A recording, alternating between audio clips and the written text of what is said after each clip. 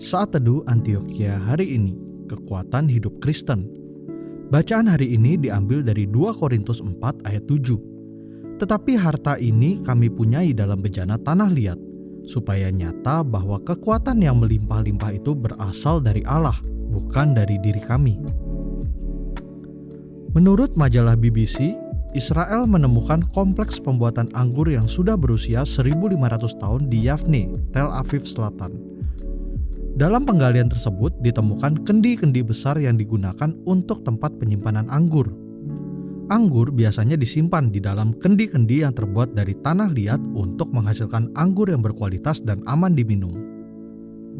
Demikian juga halnya dengan Injil Kristus yang tersimpan di dalam bejana tanah liat, yaitu diri kita. Kita bersyukur bahwa dalam diri yang lemah ini tersimpan harta terpendam, yaitu Injil Kristus.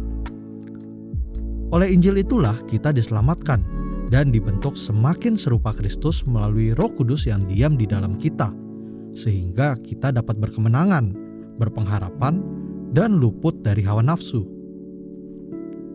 Itulah sebabnya kita harus terus bersemangat dan menjadi saksi walaupun tubuh kita semakin lemah. Semuanya ini karena kita tahu bahwa kita sedang menuju kepada hidup kekal yang telah disediakan Allah. Oleh sebab itu, janganlah kita menyerah dalam menghadapi apapun, karena Allah akan memberikan penghiburan dan pertolongan. Kelak, kita pun dimampukan untuk menghibur dan menjadi berkat bagi orang-orang yang mengalami hal-hal yang sama. Bersyukurlah senantiasa atas kekuatan, pertolongan, dan penghiburan yang dianugerahkan Kristus kepada kita. Saudara, sebagai orang Kristen, apakah Tuhan selalu dipermuliakan dalam kehidupan kita setiap hari? Sudahkah kita hidup menghibur, bersaksi, dan menjadi berkat bagi sesama yang membutuhkan? Ingatlah, kita yang lemah diperkuat supaya kita dapat hidup seperti Kristus dan menjadi berkat bagi orang lain.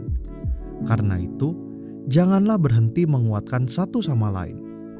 Mari kita berdoa. Tuhan, kami berterima kasih untuk kekuatan yang Engkau berikan kepada kami, sehingga kami dapat bertahan dan dihiburkan. Ajar kami supaya kami dapat menghibur orang lain yang mengalami kesusahan dan penderitaan, sehingga mereka juga dapat dikuatkan dan dapat memuliakan nama-Mu. Dalam nama Tuhan Yesus, amin. Sekian Saat Teduh Antioquia hari ini. Tuhan Yesus memberkati.